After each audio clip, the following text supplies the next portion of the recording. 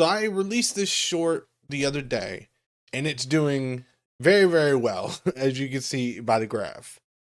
I wanted to kind of go through my logic and what I was thinking about when I made it, and maybe even some of the editing, just because that's what we do here. We discuss the process of content creation. So, number one, I'll play the short.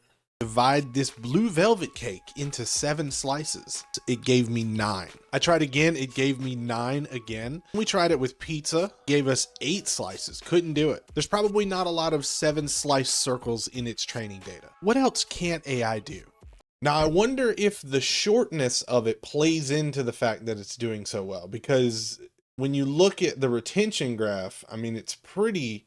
Wow, it looked even better on my phone, but I'm surprised that it's this low, to be honest. I was watching a video by Sambucha. He was trying to get fast food places to do impossible tasks, or get companies to do impossible tasks. One of them was dividing a pizza into 7 slices, which I think mathematically you can't do, like evenly, perfectly evenly. You can't divide it into 7 slices. I thought, I wonder if AI can do that, if it's like mathematically, impossible or whatever. So I asked ChatGPT in the moment, can you generate a photo of a circle and divide it into 7? And it couldn't do it. And I thought that's something very contradictory. Nowadays, there's so many things being like, AI can do this, AI can do that, AI can do this. The AI can't do this angle, which is the title of it, I think that kind of would catch people's attention and be like, what?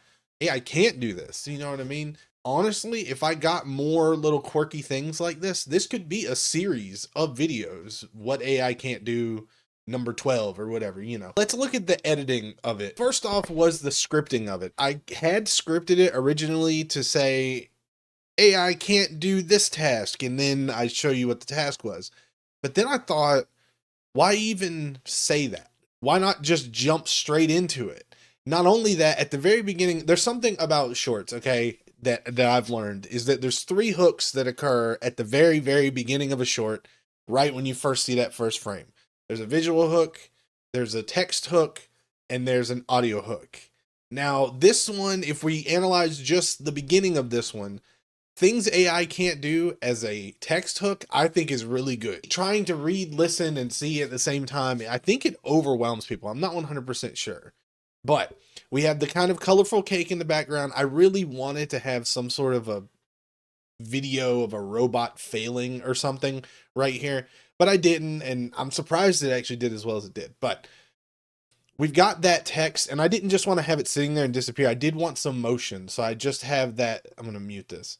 So I did just have that motion and disappearing. I thought maybe that would just, people like motion. People like motion. Okay. The very beginning, or I start in the middle of a word. That's something I've noticed. I watched some content when I was looking to try and do Gorilla Tag. There was this kid, and he was editing, and the way he was editing it was so fast paced, and he would like cut to like the middle of a word, and it was to the point where it was like, yes, it's in the middle of the word, but you still know what's going on. Now here, I kind of think that you don't know what's going on. I kind of think when you hear the very beginning, divide this blue velvet, like I'm in the middle of a sentence, so I'm thinking maybe it's like a distraction. It's like you're reading and you're also trying to decipher what's being said, and that kind of keeps your attention a little bit. I think, I'm not 100% sure, but even though you're trying to decipher what's going on in that first couple of seconds, it's enough for you to go, oh, this is what AI can't do. Okay, I get the gist of what's happening. And then I continue to explain. Now, I had to make sure to put in this section where you count, where the numbers pop up. Number 1 for motion, but number 2, because people might, I think if I didn't have the numbers there, number 1, it would not have motion, but number 2, I think that people wouldn't count it. They wouldn't sit there and count it, because when I first looked at that image, I had to pause it and count it. Instead of them having to expend the mental energy to count the slices, which on some level, maybe somebody would have paused and counted, but I really don't think people would waste that much time. I think that spoon feeding it to them in a way, I think that's what they want. This section right here, where I add in these Google images of pizzas sliced into 7. These are just real images that I got from Google. In the actual recording, what I originally had here, I originally was going to have that there, but it wasn't visually stimulating enough. I knew that if people saw a plain circle, they're not going to stay there. Even if they've already got the fact, they don't care. If that's not visually interesting, they don't care. They don't want to be there.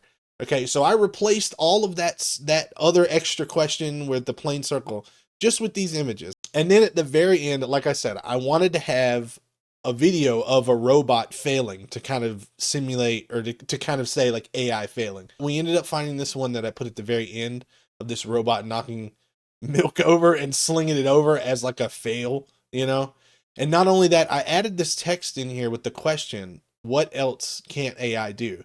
And I thought maybe that would get people in the comments, you know, saying, oh, like, hey, this is also something that AI can't do, other than the obvious stuff, right? Like another image generation thing. I know one that people said, which I've seen before, is like it can't make a full glass of wine.